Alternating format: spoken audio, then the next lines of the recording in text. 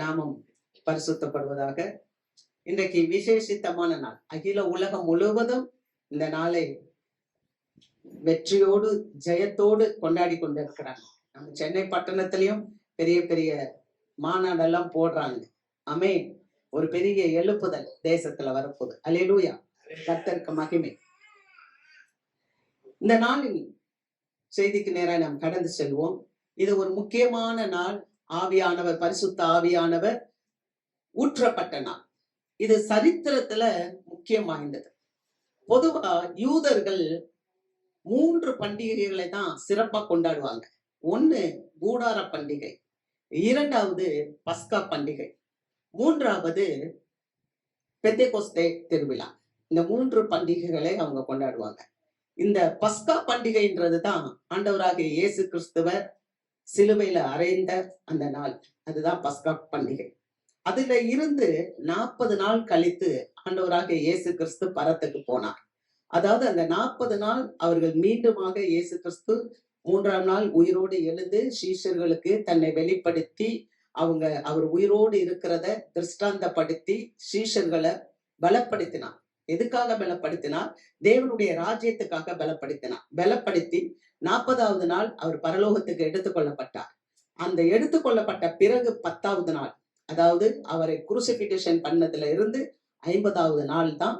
அந்த நாளில பரிசுத்த ஆவியானவர் அவங்க ஒரு சீஷர்கள் எல்லாரும் கூடி இருந்த இடத்துல அவர் ஆவியால் ஊற்றப்பட்டார். அல்லேலூயா. அந்த பெந்தேகோஸ்தே அப்படின்னா என்ன அப்படின்னு சொன்னா, the day of 50th, 50வது நாள் அப்படின்னு அர்த்தம்.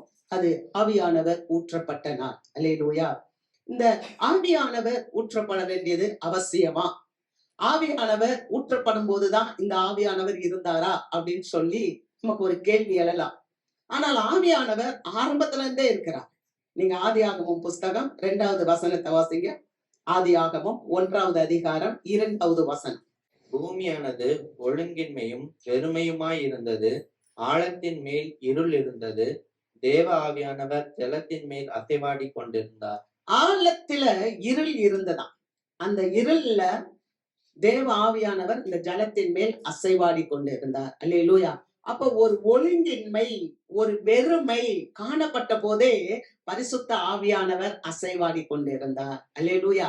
அப்ப ஆவியானவர் இந்த நாட்கள்ல தான் ஊற்றப்பட வேண்டுமா அப்படின்னா, ஆதியாகமத்துல முதல் அதிகாரத்துல முதல் 2 வசனங்களை வாசிக்கும் போதே அங்கேயே கொடுக்கப்பட்டிருக்கு, பரிசுத்த ஆவியானவர் ஜலத்தின் மேல் அசைவாடி கொண்டே இருந்தார். இன்னும் நீங்க வீட்டுல போய் படிச்சு பாருங்க. ஏசாயா 63வது அதிகாரத்துல சொல்லப்பட்டிருக்குது, பரிசுத்த ஆவியானவர் அவர் அப்படியே நம்மள சமூகத்துல வந்தார், அவங்கள பரிசுத்த ஆவியானவரே இஸ்ரவேல் ஜனங்களை வழி நடத்தி சென்றார் அப்படின்னு சொல்லி இருக்குது. அப்ப பழைய ஏற்பாட்டுல பரிசுத்த ஆவியை குறித்து நிறைய இருக்குது. அதே மாதிரி தாவீது சொல்கிறார், உம்முடைய ஆவியை என்னை விட்டு எடுத்துறாதீங்க, உம்முடைய சமூகத்தை விட்டு என்னை தள்ளிடாதீங்க அப்படின்னு சொல்றார். அப்ப பழைய ஏற்பாட்டுல அநேக நேரங்கள்ல ஆவியானவர் அநேக மக்களை நிரப்புகிறார். சிம்சோனை தேவ ஆவியானவர் நிரப்பினார் அப்படின்னு பாக்குறோம். நிறைய தீர்க்கதரிசிகளை தேவ ஆவியானவர் நிரப்பினார். அப்ப பரிசுத்த ஆவியானவர் பழைய ஏற்பாட்டுல தேவ ஆவியானவர் என்றும் கர்த்தரின் ஆவியானவர் என்றும் சொல்லப்படுகிறது. அல்லேலூயா. இன்னும் சொன்ன பார்த்தா, நீங்க தானியேல்ல பார்த்தா தேவர்களின் ஆவி தானியேலுக்குள்ள இருக்கு அப்படின்னு சொல்லப்பட்டிருக்கு, விசேஷித்த ஆவி தானியேலுக்குள்ள இருக்கு அப்படின்னு சொல்லப்பட்டிருக்கு. அப்ப இந்த பரிசுத்த ஆவியானவர் பழைய ஏற்பாட்டுல அப்பப்ப ஜனங்களை நிரப்பி அவருடைய நோக்கத்தை நிறைவேற்றி கொண்டிருந்தார். ஆமென். ஆனா புதிய ஏற்பாட்டின் காலத்துல வரும்போது இன்னும் கொஞ்சம் விசேஷமா நம்ம பார்க்கும்போது, நீங்க லூக்கா 1வது அதிகாரத்துல வாசிக்கும் போது அங்கே பரிசுத்த யோவான் ஸ்நானகன் தாயின் கற்பத்துல இருக்கும் போதே பரிசுத்த ஆவியினால் நிரப்பப்பட்டிருந்தார் என்று பார்க்கிறோம். ஆமென். அதே மாதிரி மரியாள் இடத்துல வந்து கேப்ரியல் தூதன் சொல்லும் போது, உன்னிடத்தில் இருக்கிற குழந்தை பரிசுத்தம் உள்ளது என்று சொல்லி பரிசுத்த ஆவியினாலே மரியாள் கர்ப்பம் தரித்தார்கள் என்று பார்க்கிறோம். அல்லேலூயா. அப்ப பரிசுத்த ஆவியானவர் பழைய ஏற்பாடுகளிலும் இருந்தார், புதிய ஏற்பாடுகளிலும் அவர் காணப்பட்டார். ஆமென். ஆனா ஏன் இந்த நாள் விசேஷித்தமான நாள்? ஏன் இந்த நாள் ஊற்றப்பட வேண்டும்? ஏன் பரிசுத்த ஆவியானவர் இந்த நாளிலே ஊற்றப்பட வேண்டும் அப்படின்னு நம்ம சொன்னா, இந்த நாளிலே பரிசுத்த ஆவியானவர் ஊற்றப்படுவதற்கு ஒரு காரணம், ஆண்டவர் சொன்னார், ஆண்டவர் மரித்து உயிரோட எழுந்து 3ஆம் நாள் அவர் உயிரோட எழுந்துட்டாரு. பல முறை சீஷர்களுக்கு தன்னை வெளிப்படுத்தி கொண்டே இருக்கிறார். 2 முறை ஆண்டவர் சீஷர்களுக்கு வந்து நான் உயிரோட இருக்கிறேன், நீங்க பயப்படாதீங்க, நீங்க தைரியமா இருங்க அப்படின்னு சொன்னார். ஆனா இயேசு கிறிஸ்து வந்ததுக்கு ஒரு நோக்கம் என்ன அப்படின்னு சொன்னா, எந்த ஏதேன்ல ஆண்டவரோடு உறவு அருந்து போச்சோ ஆண்டவரோடு இருக்கிற உறவை விட்டு விட்டார்கள். ஆதாமும் ஏவாளும் விட்டுட்டாங்க. அதை மீண்டும் ஆண்டவரோடு பிதாவோடு கனெக்ட் பண்ணதான் இயேசுவானவர் மத்தியஸ்தராக வந்தார். அல்லேலூயா. அப்ப இயேசுவானவர் வந்த திட்டத்தை நோக்கத்தை நிறைவேற்றி இந்த உலகம் இனி திரும்ப தேவனுக்கு ஏற்ற ராஜ்யமாக மாறணும். அதுதான் அவர் செய்ய வந்த காரியம். ஆனா ஆண்டவர் மரித்த பிறகு இவர்கள் என்ன பண்ணிட்டாங்கன்னு சொன்னா, அந்த உணர்வை மறந்தவர்களாகி இயேசுவானவர் 2 முறை அவர்களை திடப்படுத்தி தைரியப்படுத்தியும் இந்த பேதுரு என்ன பண்ணிட்டாரு, நான் மீன் பிடிக்க போறேன்ட்டாங்க. மற்ற சீஷர்கள்லாம் என்ன சொல்லிட்டாங்க, நாங்களும் வாரோம் அப்படின்னு சொல்லிட்டாங்க. அப்ப ஒரு மீன் பிடிக்கிறத விட்டுட்டு இயேசுவுக்கு பின்னால வந்தவங்க மீண்டுமாக நாங்க மீன் பிடிக்க போறோம்னு சொல்லி போகும்போது ஆண்டவர் அந்த திபேரியா கடற்கரையில போய் நின்று மீண்டுமாக பேதுருவை பார்த்து கூப்பிட்டு, நீங்க என்னை நேசிக்கிறீங்களான்னு கேட்கிறார். அல்லேலூயா. நீ என்னை நேசிக்கிறாயான்னு கேட்கும்போது அந்த பேதுரு சொல்லுகிறார், ஆண்டவரே நான் உம்மை நேசிக்கிறேன். அப்ப நீ என்னை நேசிக்கிறாய் என்றால் என்னுடைய ஆடுகளை மேய்ப்பாயாக அப்படின்னு சொல்றார். 3 முறை ஆண்டவராக இயேசு கிறிஸ்து உயிர்த்தெழுந்து அவர் ஒரு மனுஷனாக அங்க போய் நின்று பேதுரு இடத்துல பேசிவிட்டு இப்ப சீஷர்களை பார்த்து சொல்றாரு, நீங்க எருசலேமை விட்டு போகாதீங்க. அப்போஸ்தலர் நடபடிகள் 1வது அதிகாரம் 5வது வசனத்துல வாசிக்கும் போது, நீங்கள் எருசலேமை விட்டு போகாதீங்க, பரிசுத்த ஆவி உங்களிடத்தில் வரும், நீங்க அதற்காக காத்திருங்கள் என்று சொல்றார். அடுத்து அவர் என்ன சொன்னார் வாசிக்கலாம். அப்போஸ்தலர் நடபடிகள் 1வது அதிகாரம் 8வது வசனம்.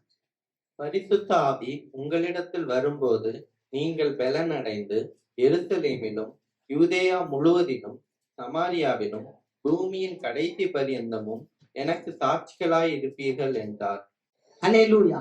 ஆவியானவர் எதற்கு ஊற்றப்பட வேண்டும் அப்படின்னு சொன்னா, ஆண்டவர் தெளிவா சொல்லுறார், பரிசுத்த ஆவி உங்களிடத்தில் வரும்போது நீங்கள் பலனடைவீர்கள். பலன் வேணும். 2வது ஒரு காரியம், நீங்கள் எனக்கு சாட்சிகளாய் இருப்பீர்கள். அல்லேலூயா. அப்ப பலன் அப்படின்னு சொன்னா முதல் காரியம் நல்லா கவனிங்க. முதல் காரியம் என்னன்னா, இயேசு கிறிஸ்து கூட இருக்கும் போதே சீஷர்களுடைய நிலைமை எப்படி இருந்தது? இயேசு கிறிஸ்து கூட இருக்கும் போதே சீஷர்களுடைய நிலைமை எப்படி இருந்துச்சு தெரியுமா? ஒரு முறை சீஷர்கள் எல்லாரும் படகுல போயிட்டு இருக்காங்க. இயேசு படகுல படுத்து இருக்கிறார். அப்ப பிரயாணம் பண்ணி போகும்போது கடல் கொந்தளிப்பு, ஒரு பெரிய காற்று அடிக்குது. அப்படி காற்று அடிக்கும் போது சீஷர்கள் எல்லாரும் இயேசுவை பார்த்து சொல்றாங்க, ஆண்டவரே நாங்க மடிந்து போக போறோமே, உங்களுக்கு கவலை இல்லையா அப்படின்றாங்க. ஆண்டவரே நாங்க சாக போறோமே, உங்களுக்கு கவலை இல்லையா அப்படின்னு கேக்குறாங்க.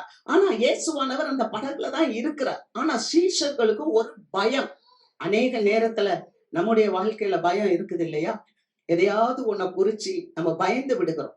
ஆனா இந்த சீஷர்கள் இயேசு நம்ம கூட இருக்கிறார் என்பதை அவங்க நினைக்கவே இல்லை. அவங்க பயந்தாங்க. அப்ப இயேசுவோட இருக்கும் போதே சீஷர்கள் பயந்தாங்க அப்படின்னு தான் நம்ம பார்க்கிறோம். 2வது ஒரு காரியம் பார்க்கும்போது இயேசுவானவர் சொல்லுகிறார், நீங்க ஏரோத்தினுடைய புளித்த மாவுக்கும் சதுசேயருடைய புளித்த மாவுக்கும் எச்சரிக்கையா இருங்க அப்படின்னு சொல்றார். அப்ப இந்த சீஷர்கள் என்ன செய்யறாங்க, நம்ம அப்பத்தை எடுத்துட்டு வரல, அதனாலதான் ஆண்டவர் இப்படி நம்மள்ட்ட பேசுறாரு போல ராங்கா நினைச்சுக்கிறாங்க, தவறா நினைச்சுக்கிறாங்க. அநேக நேரத்துல நம்ம கூட என்ன தெரியுமா, என்னத்தை சாப்பிடுவோம், என்னத்தை புசிப்போம், அப்படியே இந்த பயத்துல இருக்கணும். சாப்பிடுற ஆகாரம் எப்படி நடக்கும்? சீஷர்களும் அப்படித்தான் இருந்தாங்க, இயேசுவோடதான் இருந்தாங்க. ஆனா அவங்க பயந்தாங்க, அப்பத்தை குறிச்சே யோசிச்சுட்டு இருந்தாங்க. அப்ப இயேசு சொன்னாரு, 2 மீன் 5 அப்பத்தை என்கிட்ட கொடுத்தீங்களேப்பா, 5000 பேர் சாப்பிட்டு 12 கூட மீதம் எடுத்தோமேப்பா, அதை நீங்க மறந்துட்டீங்களா? 7 அப்பத்தையும் சில சிறு மீன்களையும் கொடுத்தீங்களே, 4000 பேர் சாப்பிட்டாங்களே, மீதம் எடுத்தீங்களே, அதெல்லாம் மறந்துட்டீங்களா? நான் அப்பத்தை குறிச்சு பேசல, துர்உபதேசம் உங்களுக்கு பண்ணுவாங்க. சீஷர்களை ஆண்டவர் சொல்றாரு, மற்ற மக்கள் வந்து உங்களுக்கு துர்உபதேசம் பண்ணி என்னுடைய சத்தியத்திலிருந்து உங்களை விலகி போக சொல்லுவாங்க. அதனால நீங்க அந்த உபதேசத்தை குறிச்சு எச்சரிக்கையாயிருங்கள். அல்லேலூயா. அடுத்து ஒரு விஷயம், மக்கள் போறாங்க. இந்த 12 சீஷர்கள் இயேசுவோட தான் இருக்கிறாங்க. 12 சீஷர்கள் இருக்கும்போது பேதுரு, மன்னிக்கணும், யோவானும் யாக்கோபும் இடி முழக்கத்தின் மக்கள் அப்படின்னு இயேசு சொன்னார்.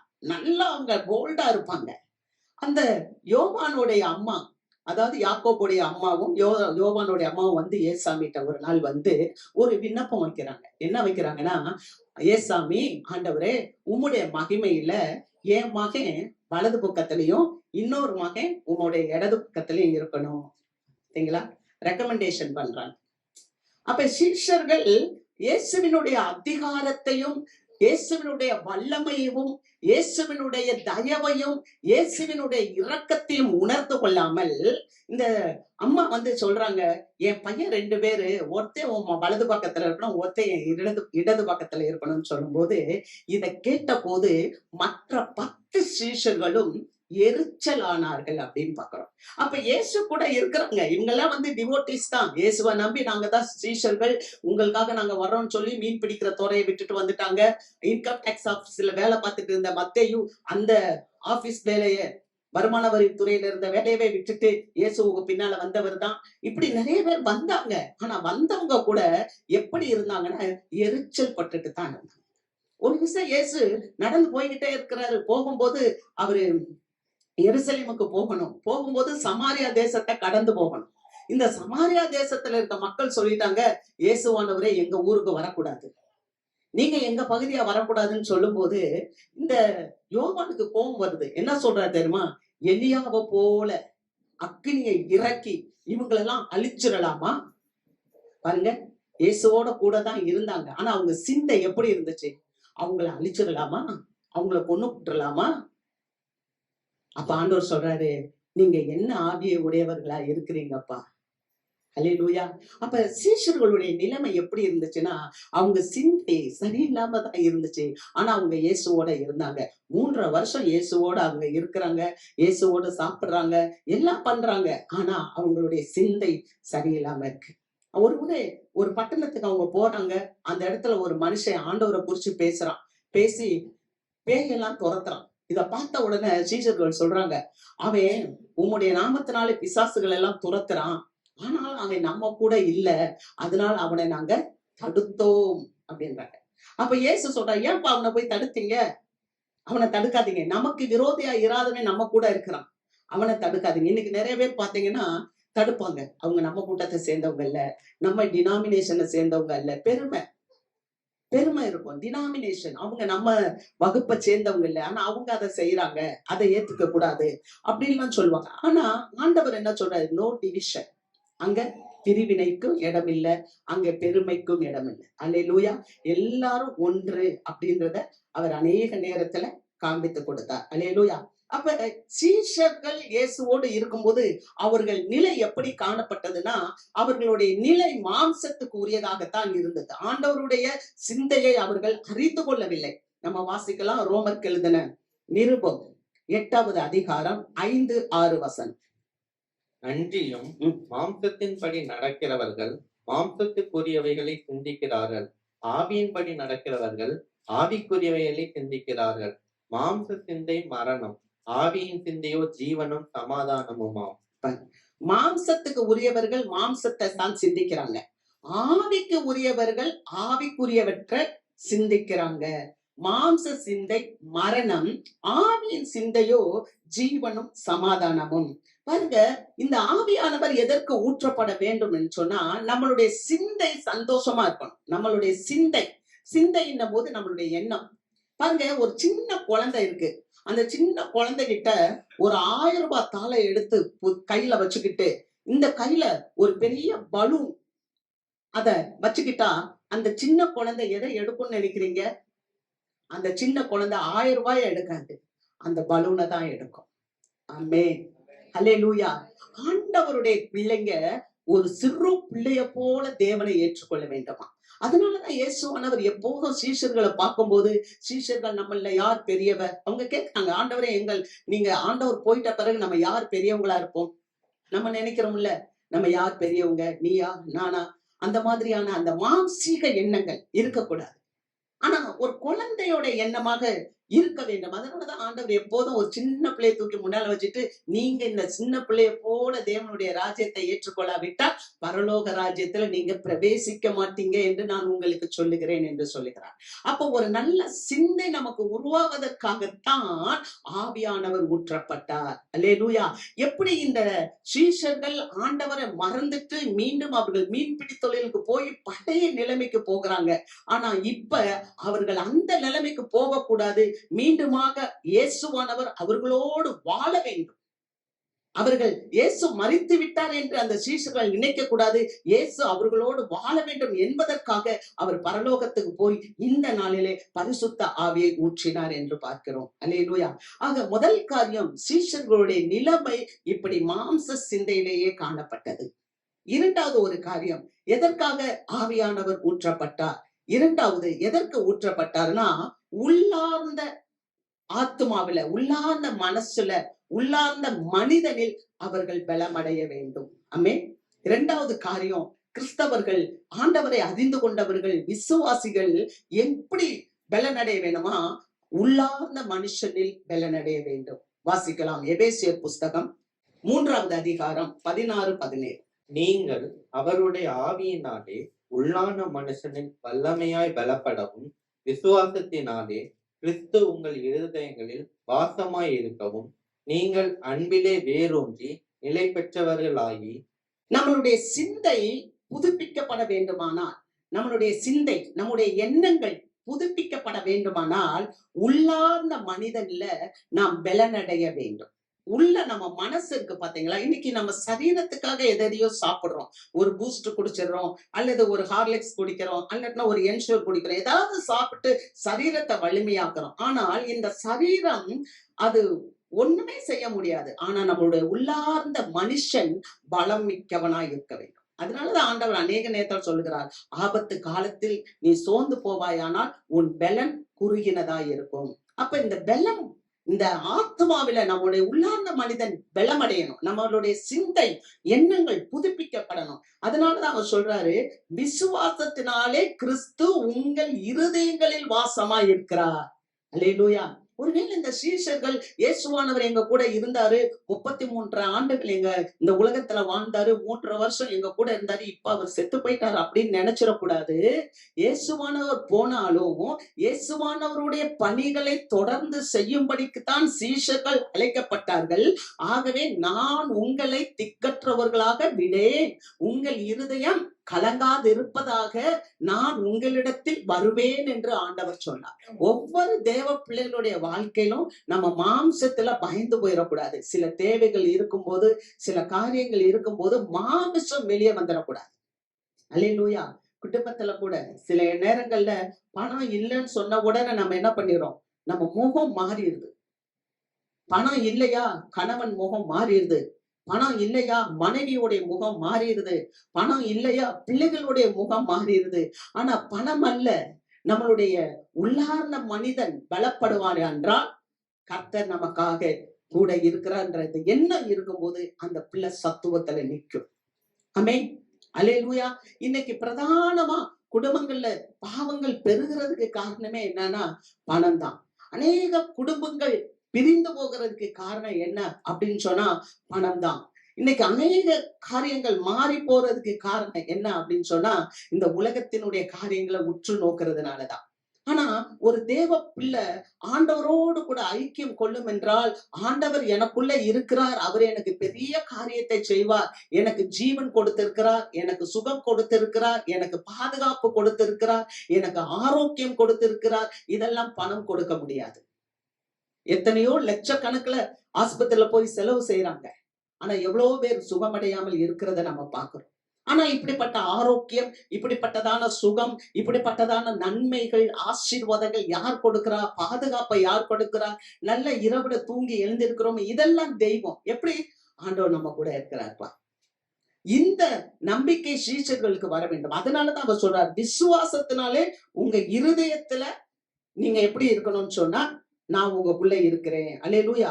விசுவாசத்தினாலே கிறிஸ்து உங்கள் இருதயங்களில் வாசமாய் இருக்கிறார் என்று எண்ணி நீங்க கிறிஸ்துவுக்குள்ளாக வேரூன்றி நிலை பெற்றிருங்கள் அப்படின்னு சொல்லி பவுலடியார் இந்த எபேசிய சபைக்காக ஜெபிக்கிறான். விசுவாச மக்களை பார்த்து சொல்றார், நீங்க கிறிஸ்துவுக்குள்ள வேர் ஊன்றுங்க, வேர் ஊன்று. ஏன்னா கிறிஸ்துவ அழிக்கணும்னு நினைச்சாங்க, ஆனா கிறிஸ்துவ அழிக்க முடியல. இயேசுவ சிலுவையில வச்சு அடிச்சாங்க, கொண்டு போய் அவரை புதைச்சாங்க. ஆனா ஆண்டவர் சொன்ன மாதிரியே 3ஆம் நாள் உயிரோடு எழுந்திருச்சார். இது வரலாற்று உண்மை, சரித்திர சான்று. இன்னைக்கும் நம்ம அங்க போய் பார்த்தா ஆண்டவருடைய கல்லறை திறந்து காணப்படுகிறது. ஆண்டவராக இயேசு கிறிஸ்து பிறந்ததை வச்சுதான் இன்னைக்கும் கிறிஸ்து பிறப்பதற்கு முன்பு, கிறிஸ்து பிறப்பதற்கு பின்பு என்று வரலாற்றை 2ஆக பிரித்து வைத்திருக்கிறார்கள். ஆக இது உண்மை. அப்படிப்பட்ட இந்த உண்மையான இயேசு கிறிஸ்துவுக்குள்ள நம்ம வேர் கொள்ளும் போது, எப்படி ஒரு செடி ஒரு தண்ணி உள்ள ஆழமா போச்சுன்னா நம்ம நினைப்போம், இந்த மரத்தை பாரு, இந்த மரம் நிறைய வெறும் பழங்களா இருக்கே, இந்த மரத்தை பாருங்க நிறைய பூக்களா செடிகளா இருக்கே, கனிகளால் இருக்கே அப்படின்னா அந்த மரத்தினுடைய வேர் ஆழமாய் கீழே போயிருக்கு. வேற நம்மளால பார்க்க முடியாது, வெளியில இருக்கிற அந்த பழங்களை தான் பார்க்கிறோம். அத மாதிரி ஒரு தேவ பிள்ளை கிறிஸ்துவுக்குள்ள வேர் ஊன்றிருச்சுன்னா வெளியில அதுக்கு ஆசீர்வாதங்கள் நிறைய வந்துடும். அல்லேலூயா. நம்ம பூமிக்கு வெளியே தெரியாத அந்த வேர் ரொம்ப ஆழமா போகும். அதனாலதான் அந்த பவுல் சொல்றாரு, கிறிஸ்துவுக்குள்ள நீங்க வேர் ஊன்றி அன்பிலே நிலை பெற்றவர்களா இருங்க, நிலைத்து இருங்க. அநேக நேரத்துல நம்ம என்ன பண்ணிடணும்னா நிலைத்து நிக்க முடியல, சருகி போயிடும். இந்த தாவீது பேசுகிறார் 51வது சங்கீதம் 10வது வசனம். தேவனே, சுத்த இருதயத்தை என்னிலே சிருஷ்டியும், நிலைவரமான ஆவியை என் உள்ளத்திலே புதுப்பியும். உமது சமூகத்தை விட்டு என்னை தள்ளாமலும், உமது பரிசுத்த ஆவியை என்னிடத்திலிருந்து எடுத்துக்கொள்ளாமலும் என்னும். அல்லேலூயா. அழகா இவர் சொல்றாரு, நிலைவரமான ஆவியை எனக்கு தாங்கப்பா. நான் திரும்ப திரும்ப விழுந்து விழுந்து எழுந்திருக்க கூடாது. அநேக நேரத்துல தேவ பிள்ளைங்க, விசுவாசிகள் என்ன பண்றாங்க, கீழே விழுந்துடுறாங்க, எந்திரிச்சுறாங்க. சீஷர்கள் அப்படித்தான் இருந்தாங்க. விழுந்தாங்க எந்திரிச்சாங்க, விழுந்தாங்க எந்திரிச்சாங்க. இந்த சீஷர்களை பக்குவப்படுத்த வேண்டுமென்றால், சீஷர்களை பலப்படுத்த வேண்டுமானால் ஆவியானவர் ஊற்றப்பட வேண்டும். ஆவியானவர் ஊற்றப்படும் போதுதான் சீஷர்கள் பலப்படுவாங்க. அது மாதிரிதான் நம்மளுடைய வாழ்க்கையில ஆவியானவர் இருக்கும்போதுதான் நம்ம சவால்களை சந்திக்க முடியும். அல்லேலூயா. நான் ஒண்ணு சொல்லுவேன், பிரச்சனைகள் வராத வீடே இல்ல. எல்லா வீட்டிலையும் வாசப்படி. ஆனா இந்த பிரச்சனைகளை நம்ம எப்படி சந்திக்கணும் தெரியுமா? நம்ம பிரச்சனைகளை பார்க்கும்போது அதை பார்த்து பயப்படக்கூடாது. உலகத்தில் இருக்கிறவர்களை காட்டிலும் என்னிடத்தில் இருக்கிறவர் பெரியவர். அல்லேலூயா. ஆக இந்த சவாலை நான் சந்திப்பேன். எனக்கு முன்பாக ஆண்டவர் எனக்கு பெரிய காரியத்தை செய்திருக்கிறார். அவரை போல நானும் ஜெபித்து ஜெயம் எடுப்பேன். வாழ்க்கையில வர்ற பிரச்சனைகளுக்கு ஆண்டவர் ஒரு சொல்யூஷனை நமக்கு கொடுத்திருக்காரு. என்ன தெரியுமா? ஆட்டுக்குட்டியினுடைய ரத்தத்தினாலும் சாட்சியின் வசனத்தினாலும் சாத்தானை ஜெயித்தார்கள். அல்லேலூயா. அப்ப நமக்கு வருகிற ஒரு பாடுகள், நமக்கு வருகிற ஒரு வியாதியாக இருக்கலாம், நமக்கு வருகிற ஒரு தேவையாக இருக்கலாம், அதை கொண்டு கிறிஸ்தவர்கள் பயப்பட மாட்டார்கள். ஏன்னா அவங்களுக்குள்ள இருக்கிற ஆவி அது ஸ்திரமான ஆவியா இருக்கும். அல்லேலூயா. வாசிக்கிறோம் பாருங்க, ரோமருக்கு எழுதின நிருபம் 8வது அதிகாரம் 13-14. மாம்சத்தின்படி பிழைத்தால் சாவீர்கள், ஆவியினாலே சரீரத்தின் செய்கைகளை அழித்தால் பிழைப்பீர்கள். மேலும் எவர்கள் தேவனுடைய ஆவினாலே நடத்தப்படுகிறார்களோ அவர்கள் தேவனுடைய புத்திரராய் இருக்கிறார்கள். மாம்சத்தின்படி பிழைத்தால் சாவீர்கள், ஆனா அதே சமயத்துல ஆவியினாலே சரீரத்தின் செய்கைகளை அழித்தால் பிழைப்பீர்கள். பரிசுத்த ஆவி உங்களுக்குள்ள இருக்கும் போது சொல்லும், இத நீ செய்யாத, இந்த போதவஸ்தை எடுத்துக்கொள்ளாத, இந்த குடிய குடிக்காத, இந்த தகாத உறவை வச்சுக்கொள்ளாத. அல்லேலூயா. இந்த தகாத உறவை வச்சுக்கொள்ளாத, தவறான காரியம் நமக்கு வேண்டாம். இது போன்ற காரியங்களை ஆவியானவர் நமக்கு உணர்த்துவார். அல்லேலூயா. ஆகவே அவர் சொல்கிறார், எவர்கள் தேவனுடைய ஆவியினால் நடத்தப்படுகிறார்களோ அவர்கள் தேவனுடைய புத்திரர். நீங்க தேவனுடைய ஆவினால நடத்துனீங்கன்னா, நடக்கப்பட்டீங்கன்னா நீங்க ஆண்டவருடைய பிள்ளைங்க. அல்லேலூயா. சில இச்சையான காரியங்களை, அதனாலதான் ஆண்டவர் 10 கட்டளையை கொடுக்கும் போது கடைசி கட்டளை என்னன்னா, பிறனுக்குரிய யாதொன்றையும் இச்சையாது இருப்பாயாக. இந்த இச்சை தான் ஒரு மனுஷனுக்குள்ள வரும்போது, அந்த மனுஷனுக்குள்ள ஒரு இச்சை வரும்போது, அந்த மனுஷனை போல வாழணும், இந்த மனுஷனை போல வாழணும், இந்த மனுஷனை போல நான் சம்பாதிக்கணும், அப்படி இல்ல. நான் இயேசுவை போல வாழணும், நான் இயேசுவை போல நீதியா இருக்கணும், நான் இயேசுவை போல உண்மையா இருக்கணும், நான் இயேசுவை போல பரிசுத்தமா இருக்கணும். அப்படி நினைக்கும் போது நமக்கு நோய்கள் வராது. அப்படி நினைக்கும் போது நமக்கு கவலைகள் வராது. அப்படி நினைக்கும் போது நமக்கு கஷ்டங்கள் வராது. அப்படிப்பட்ட பிள்ளைகளை ஆண்டவர் என்ன செய்கிறார்? பரிசுத்த ஆவியினாலே முத்திரை போட்டு வைக்கிறார். அதுக்குதான் அந்த பரிசுத்த ஆவியானவர் வந்தார். எங்க வந்திருக்கிறார்? நம்ம வாசிக்கிறோம் எபேசியர் புஸ்தகம் 1வது அதிகாரம் 13, 14. நீங்களும் உங்கள் ரட்சிப்பின் சுவிசேஷமாகிய சத்திய வசனத்தை கேட்டு விசுவாசிகள் ஆனபோது வாக்குத்தத்தம் பண்ணப்பட்ட பரிசுத்த ஆவியால் அவருக்குள் முத்திரை போடப்பட்டீர்கள். பரிசுத்த ஆவியினால் அவருக்குள் நீங்க முத்திரை போடப்பட்டீங்க. அப்ப நீங்கள், அவர் பவுல் சொல்றாரு, யார்கிட்ட சொல்றாரு? எபேசிய மக்களுக்கு சொல்றாரு. அங்க இருக்கிற ஒரு சபை இப்படி இருக்கு. இந்த சபை மக்களை பார்த்து சொல்றாங்க, நீங்க ரட்சிப்பின் சுவிசேஷத்தை கேட்டு, ரட்சிப்பின் சுவிசேஷம்னா என்ன? விடுதலை கொடுக்கிறது. நோயிலிருந்து விடுதலை, பேயிலிருந்து விடுதலை, கண்ணீரிலிருந்து விடுதலை, கஷ்டத்திலிருந்து விடுதலை, எல்லாத்துக்கும் விடுதலை கொடுக்கிற ஒரே இடம் எதுனா ஆண்டவர் தான். அப்ப அந்த விடுதலையோட கேட்டு சத்திய வசனத்தை நீங்க கேட்டு, சத்திய வசனம் உண்மையான இந்த வசனத்தை கேட்டு நீங்க விசுவாசிகள் ஆன போது, யாருக்கு விசுவாசிகள் ஆனாங்க? ஆண்டவராக இயேசு கிறிஸ்துவுக்கு விசுவாசிகள் ஆனாங்க. நீங்க விசுவாசிகள் ஆன போது என்ன பண்றாராம்? பரிசுத்த ஆவியினால், வாக்குத்தத்தம் பண்ணப்பட்ட பரிசுத்த ஆவியினால் அவருக்குள் முத்திரை போடப்பட்டீர்கள். அப்ப இன்னைக்கு ஆண்டவராக தேவன் பரிசுத்த ஆவியை ஊற்றினார். உலகம் முழுவதும் இன்றைக்கு பரிசுத்த ஆவியானவர் தினம் கொண்டாடப்பட்டு கொண்டு இருக்கு. அப்ப இந்த பரிசுத்த ஆவியானவர் எதற்கு வந்தார்? நீங்களும் நானும் முத்திரை போடப்பட வந்தார். நம்மளை பாதுகாக்க வந்தார். ஆமென். அப்படின்னா என்ன தெரியுமா? நான் சொல்றேன் பார்த்தா, அவருக்கு சொந்தமானவர்கள் அவருடைய மகிமைக்கு புகழ்ச்சியாக மீட்கப்படுவார்கள் என்பதற்கு ஆவியானவர் நம்முடைய சுதந்திரத்தின் அச்சாரமா இருக்கிறார். அவருக்கு சொந்தமானவர்கள் யாரு? அந்த முத்திரை போடப்பட்டவங்க தான் அவருக்கு சொந்தமானவங்க. எப்படி ஒரு ஆண் ஒரு பெண்ணுக்கு மோதிரம் போட்டு போறானோ அவன் தான் சொந்தமானவன். அவன் அமெரிக்காவில இருக்கலாம், ஐரோப்பாவில இருக்கலாம், அல்லது ஆஸ்திரேலியாவில இருக்கலாம். ஆனா ஒரு குறிப்பிட்ட நாள் கழித்து அந்த மணமகளை திருமணம் செய்வான். அது போல நம்முடைய ஆண்டவரும் அவருக்கு நம்ம சொந்தமா இருக்கிறோம். அவர் என்ன பண்ணிருக்கிறாரு? இப்ப ஆண்டவரோட மேல மகிமையில உட்கார்ந்து இருக்கிறார். ஒரு நாள் அவர் வருவார். அப்படி அவர் வரும்போது அவருடைய பிள்ளைங்க யாரெல்லாம் பரிசுத்த ஆவியினால முத்திரப்பட்டு வைக்கப்பட்டிருப்போமோ அவங்களை எல்லாத்தையும் அவர் என்ன பண்ணுவாரா? அவருடைய புகழ்ச்சிக்காக மீட்டுக் கொள்வார். அல்லேலூயா. இந்த உலகத்துல இருக்கிற உபத்திரவங்கள், இந்த உலகத்துல இருக்கிற கஷ்டங்கள், இந்த உலகத்துல இருக்க பாரங்கள், வேதனைகள், இவைகள்ல இருந்து நாம் விடுவிக்கப்படுவோம். நீங்க நல்லா நினைச்சுக்கிடணும்.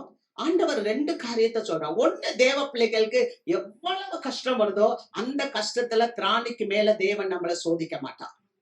சோதனையோடு கூட தப்பிக்கொள்ளும் போக்கை நமக்கு உண்டாக்குவார். யாருக்கு? தேவனுடைய பிள்ளைகளுக்கு. அடுத்து, நீங்க தேவனை அறியாத மற்ற மக்களை குறிச்சு பார்த்தா நீங்க அது அவங்களுக்கு இருள் தான் உண்டு என்று வேதம் சொல்றாரு. அவங்களுக்கு ஆண்டவரை ஏற்றுக்கொள்ளாத பிள்ளைங்களுக்கு பரலோகத்துக்கு போக முடியாது. ஆனா ஆண்டவரை ஏற்றுக்கொண்ட பிள்ளைகளாக நீங்களும் நானும் பரிசுத்த ஆவினால் முத்திரை போடப்பட்டிருந்தனால நான் அவருக்கு சொந்தமானவர்கள். அதுதான் அவர் அங்க சொல்லப்பட்டிருக்கு. அவருக்கு சொந்தமானவர்கள் அவருடைய வருகையிலே அவருடைய புகழ்ச்சிக்காக அவரை மீட்கப்படுவார்கள். அப்ப நமக்கு ஒரு மீட்பின் நிச்சயம் இருக்கு. ஆகவேதான் பரிசுத்த ஆவியானவர் இந்த உலகத்துல என்னை ஷீல்டு பண்ணி வச்சிருக்கிறார், பாதுகாத்து கொண்டு இருக்கிறார். ஆமென்.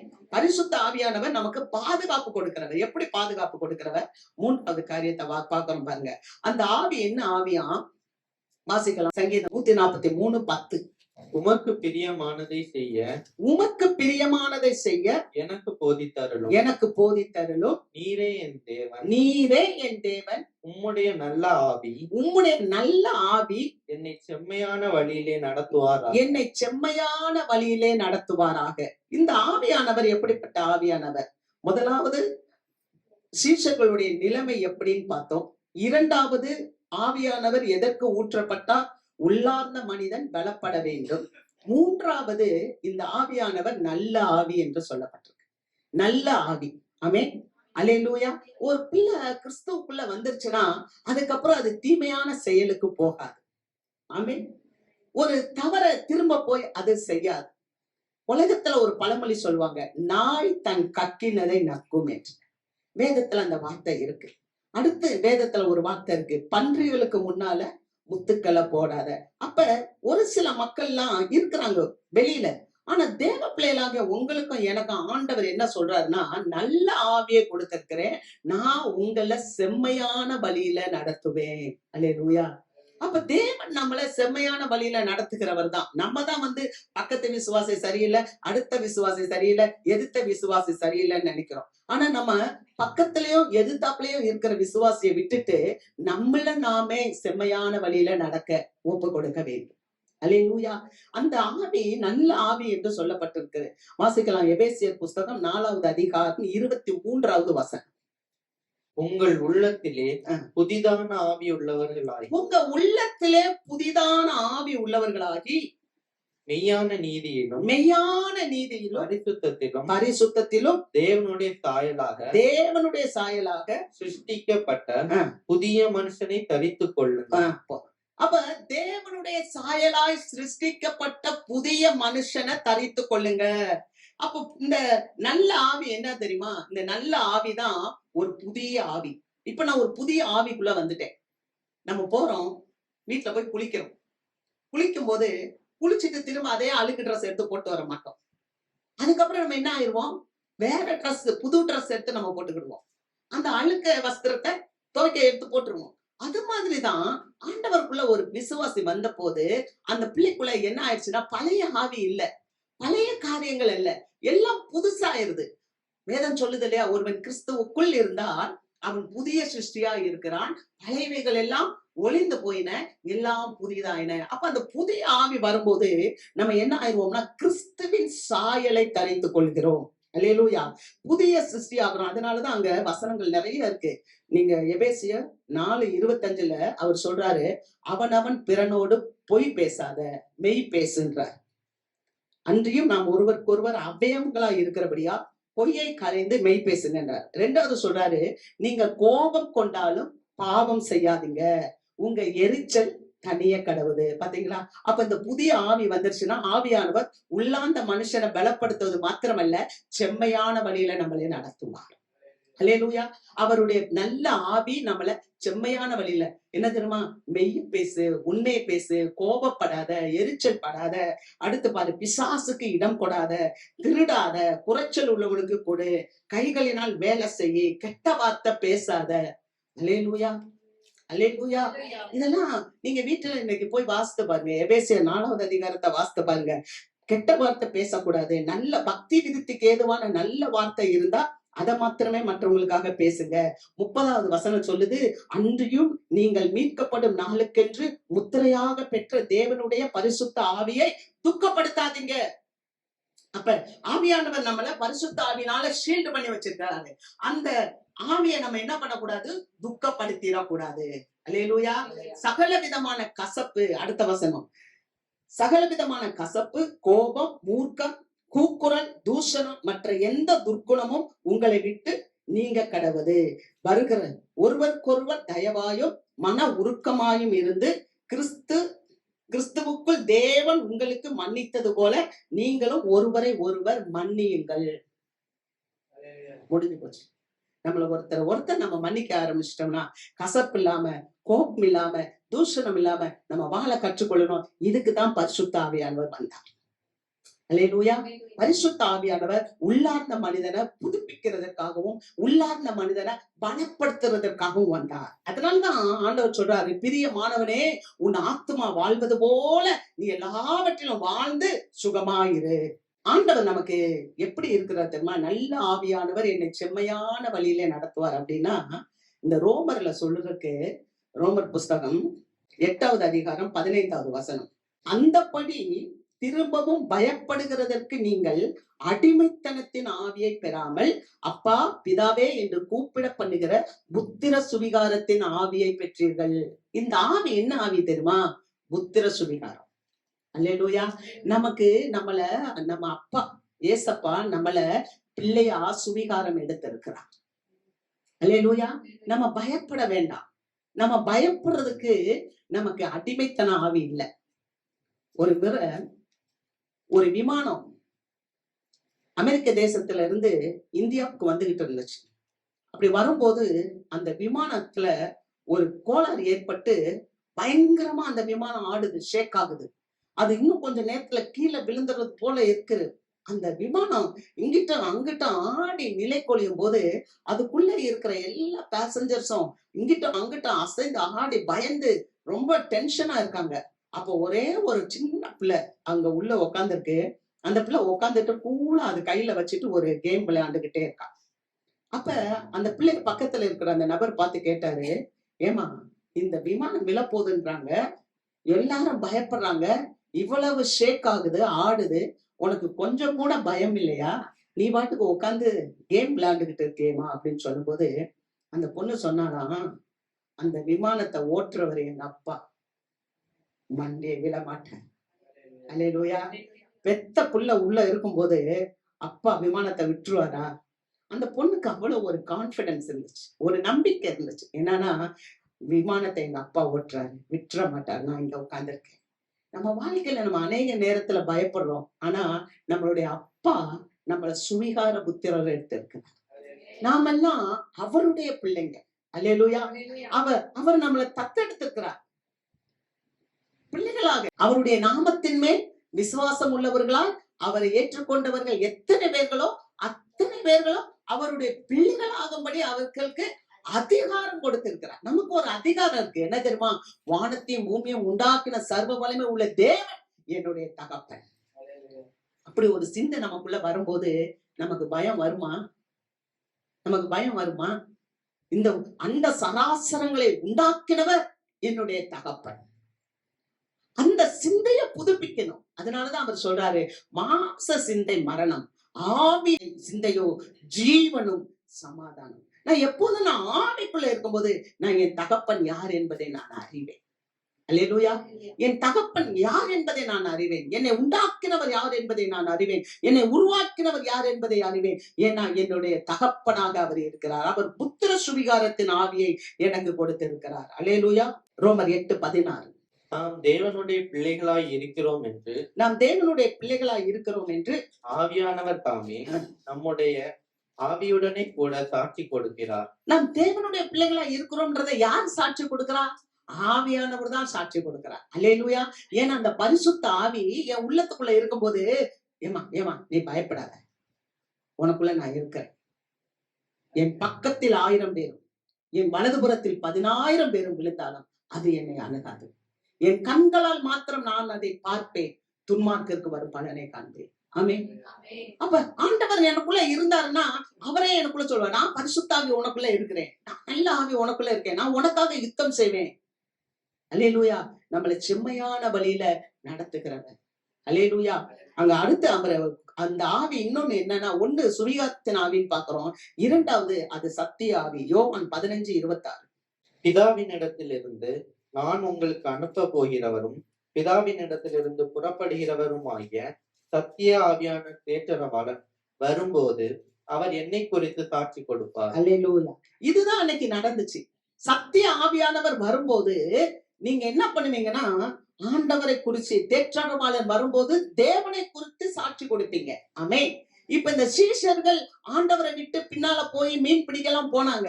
ஆனா எப்ப அவங்க தேவனுடைய ஆவியை பெற்றுக்கொண்டார்களோ அப்ப பலனடைந்தார்கள். பலனடைந்தது மாத்திரமல்ல, அவர்கள் சாட்சிகளாய் மாறினார்கள். அல்லேலூயா. அந்த மீன் பிடிக்கிறவன் தான், சாதாரண ஒரு மீன் பிடிக்கிற செம்படவைகள் மக்கள் தான். ஆனா அவர்கள் என்ன பண்ணாங்க தெரியுமா? அவ்வளோ பெரிய மக்களுக்கு முன்னால இந்த இயேசுவை குறித்து பேச ஆரம்பிச்சாங்க.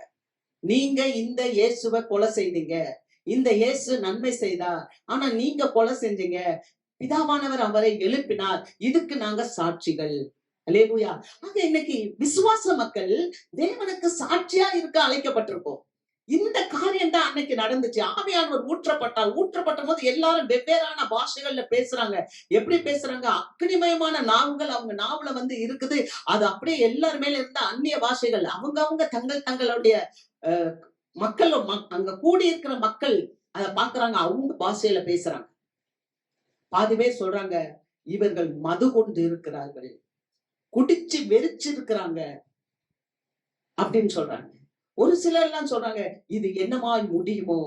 ஒரு பிள்ளைய தேவ ஆவியானவர் நிரப்பிட்டாருன்னா அந்த பிள்ளை ஆண்டவருக்காக எழும்பி பிரகாசிக்க ஆரம்பிச்சு. அல்லேலூயா. அந்த பிள்ளை தன்னுடைய வாழ்க்கையில இருக்கிற காரியங்களை குறிச்சு நினைக்கவே நினைக்காது. ஏன்னா அதெல்லாம் தேவன் பார்த்து கொள்வார். அல்லேலூயா. எல்லாத்தையும் தேவன் அதெல்லாம் பார்க்காமல தேவன் நம்மள அழைச்சார். ஒரு மனுஷன் இருக்கிறாங்க, அந்த மனுஷனுக்குள்ள என்ன ஆவி இருக்குன்னா விசேஷித்த ஆவி இருக்கு. ஒரு மனுஷனுக்குள்ள விசேஷித்த ஆவி இருக்கு. நல்லா யோசித்து பாருங்க. அந்த மனுஷனை குறிச்சு பார்க்கிறோம். தானியேல் என்பதான ஒரு தீர்க்கதரிசி. அவனை குறிச்சு பேசும்போது 3 ராஜாக்கள் காலத்துல அந்த தானியேல் அதிபதியா இருக்கிறார். ஒரு ராஜாவை அழிச்சிட்டாங்கன்னு சொன்னா அந்த ராஜாவுடைய கூட இருக்கிற எல்லா அதிபதிகள் மந்திரிமார்களை வாஷ் அவுட் பண்ணிடுவான். ஆனா இந்த தானியேல் 3 ராஜாக்கள் மாறி மாறி பார்த்தாங்க. 3 ராஜாக்கள் மத்தியிலும் அவரே தான் மந்திரியா இருக்கிறாரு, அவரே தான் அதிபதியா இருக்கிறார். எப்படி? நம்ம நினைப்போம் நமக்கு புகழ் இருந்தா, நமக்கு அந்தஸ்து இருந்தா, நமக்கு பணம் இருந்தா, நமக்கு செல்வாக்கு இருந்தா நம்ம நிக்கலாம். இல்ல, ஒரு ஆட்சி மாறிடுச்சுன்னா அந்த ஆட்சி அப்படியே எடுத்துருவாங்க. வேற ஆட்சி வந்துச்சுன்னா வேற ஆட்சியில உள்ளவங்கதான் அவங்க மக்களை வச்சு ஆளுகை செய்வாங்க. ஆனா இந்த தானியேல அப்படி இல்ல. 3 அரசாங்கம் மாறிச்சு. 3 அரசாங்கத்திலும் தானியேல் தான் இருந்தார். அதனாலதான் கிறிஸ்தவத்துல அரசியல் கூடாது. நிறைய பேர் சொல்லுவாங்க, நாங்க அரசியலுக்குலாம் போயிட்டா நல்லா ஆயிரும், நாங்க அரசியலுக்கு போயிட்டா ஆண்டவர் பிள்ளைங்க ஆசீர்வாதமா நடக்கும். கிறிஸ்தவர்களுக்கு அரசியல் கிடையாது. ஏன்னா கிறிஸ்தவர்களுக்கு எல்லாரும் வேணும். பாவிகளை ரட்சிக்கத்தான் கிறிஸ்து இயேசு உலகத்துக்கு வந்தார். அதனாலதான் பவுலடியார் சொல்லும் போது பாவிகள்லயே பிரதான பாவி நான்றாரு. அதனால யாரையுமே நம்ம ஒதுக்கிற முடியாது. இவங்க கட்சிக்காரவங்க, இவங்க மோசமானவங்க, இவங்க கொலைகாரவங்க. ஆண்டவருக்கு கொலை செஞ்சவங்க தான் தேவை. கடந்த வாரத்துல நம்ம பார்த்தோம், மோசே ஒரு கொலைகாரன். ஆனா ஆண்டவர் அவனை சாந்த குணம் உள்ளவன் என்று சொன்னார் இல்லையா? எந்த கொலைகாரனையும் மாற்ற முடியும் ஆண்டவரால. எந்த பாவியையும் மாற்ற முடியும் ஆண்டவரால. எந்த தீய காரியங்கள்ல இருக்கிற மக்களையும் மாற்ற முடியும் ஆண்டவரால. மனுஷனால் கூடாதவைகள் தேவனால் கூடும்.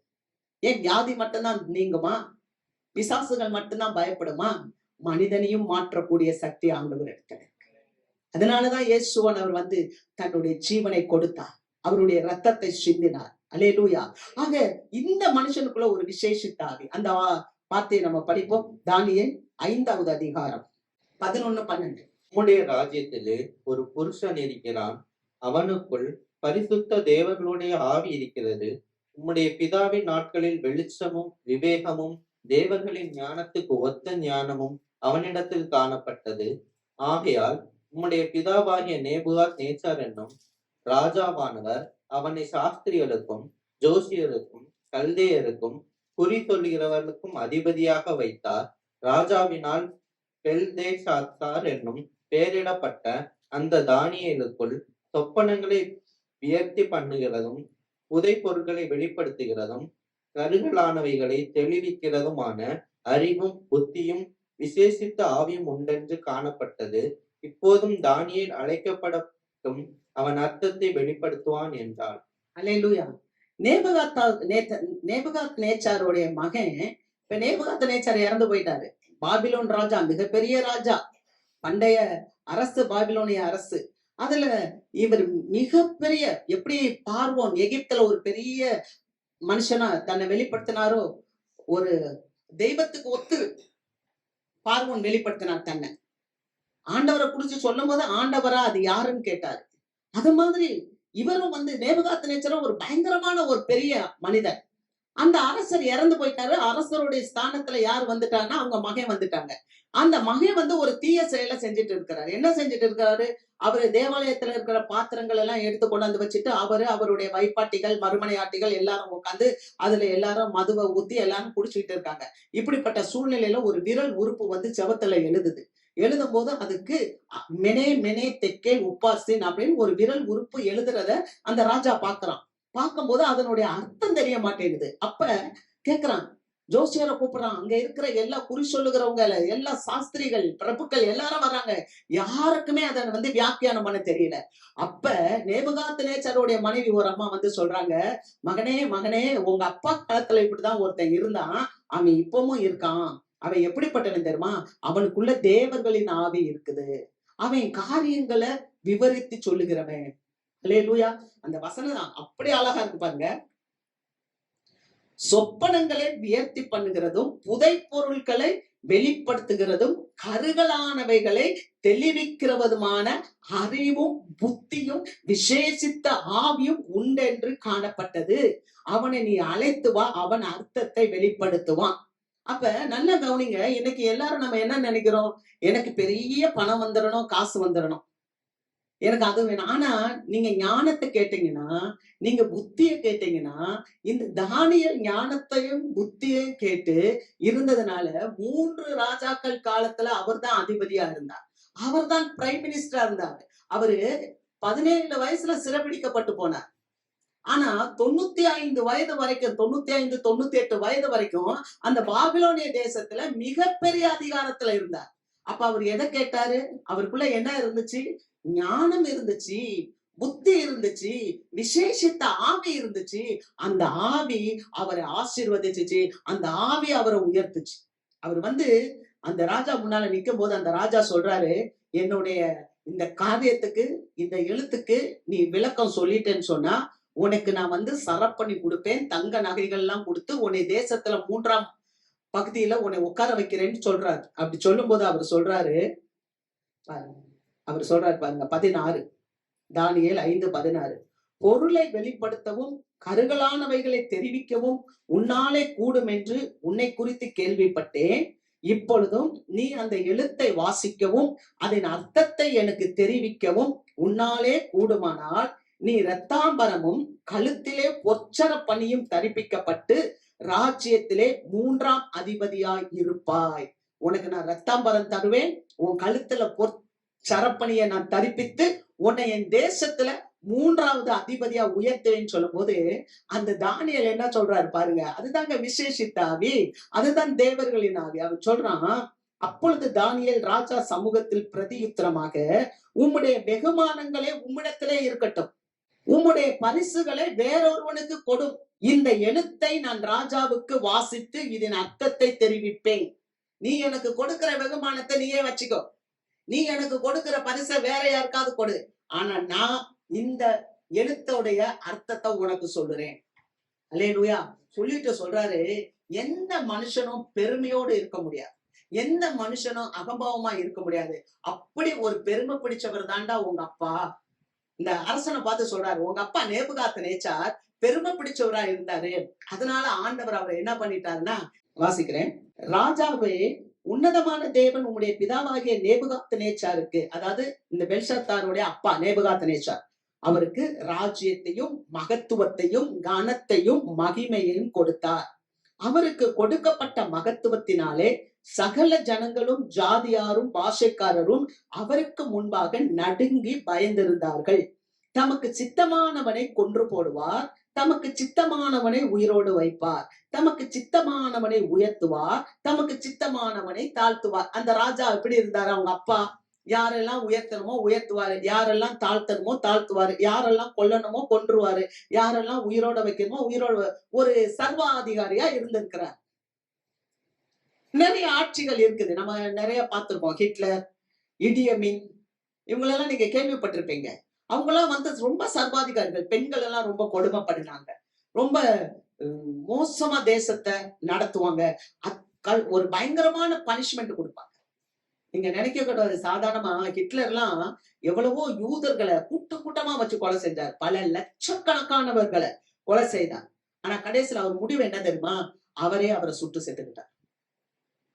போக முடியல, அவ்வளவு பெரிய வீரன், ஆனா எவ்வளவு கோழை ஆயிட்டார் பாத்தீங்களா? ஆனா ஆவியானவர் அப்படி இல்லை. ஆவியானவர் வரும்போது நீங்க என்ன பண்ணுவீங்கன்னா, தீமைக்கு எதிர்த்து நிற்பீங்க. அல்லேலூயா. ஏன்னா பரிசுத்த ஆவி பயத்தின் ஆவி இல்லை, அது அன்பு, தெளிந்த புத்தி, அது பலன் உள்ளது. அல்லேலூயா. அடுத்து பாருங்க, இங்க அவர் சொல்றாரு, அவருடைய இருதயம் மேட்டிமையாகி. யாருடைய இருதயம்? நேபுகாத்நேச்சாருடைய இருதயம் மேட்டிமையாகி அவருடைய ஆவி கர்ப்பத்தினாலே கடினப்பட்ட போது அவர் தமது சிங்காசனத்திலிருந்து தள்ளப்பட்டார். அவருடைய மகிமை அவரை விட்டு அகன்று போயிற்று. ஒரு மனுஷனுக்குள்ள கர்வம் வரக்கூடாது, ஒரு மனுஷனுக்குள்ள பெருமை வரக்கூடாது, ஒரு மனுஷனுக்குள்ள என்ன ஆகிருச்சு? அந்த கர்வம் வந்ததுனால அவருடைய ஆவி கடினப்பட்டுருச்சு. கடினப்படக்கூடாது. நம்முடைய இருதயம் எப்போதும் எப்படி இருக்கணும்? அதனாலதான் ஆண்டவர் சொல்றாரு, நம்ம இருதயம் சதையான இருதயமா இருக்கணும். மற்றவங்களுக்கு இரக்கம் செய்யறது, மற்றவங்களுக்கு பரிதவிக்கிறது. ஆண்டவர் எப்பவுமே பிள்ளைகளுக்காக பரிதவித்தார். ஐயோ ஜனங்கள் சோர்ந்து போவார்களே, ஐயோ ஜனங்கள் பசியா இருப்பாங்களே, அவங்களுக்கு நம்ம ஆகாரம் கொடுக்கணுமே. 3 நாள் மீட்டிங் போடுறாரு. மீட்டிங் போட்டோன்னு ஜனங்க சோர்ந்து போவாங்க, அவங்களுக்கு ஆகாரம் கொடுப்பாரு. ஐயோ ஆகாரம் எங்க இருந்து வரும் அங்க இருந்து ஒரு பையன் கொண்டு வந்தாரா, 2 மீன் 5 அப்பம் தான் 5000 பேருக்கு சாப்பிடுறாங்க. அல்லேலூயா. நம்ம வாழ்க்கையில அற்புதம் செய்வார் ஆண்டவர். ஆமென். ஆவியானவர் எங்கே உண்டு அங்கே விடுதலையும் உண்டு. ஆவியானவர் நமக்குள்ள இருக்கணும். அங்க பாருங்க 21வது வசனம். அவர் மனுஷரிலிருந்து தள்ளப்பட்டார், அவருடைய இருதயம் மிருகங்களுடைய இருதயம் போல ஆயிற்று, காட்டு கழுதைகளோட சஞ்சரித்தார்.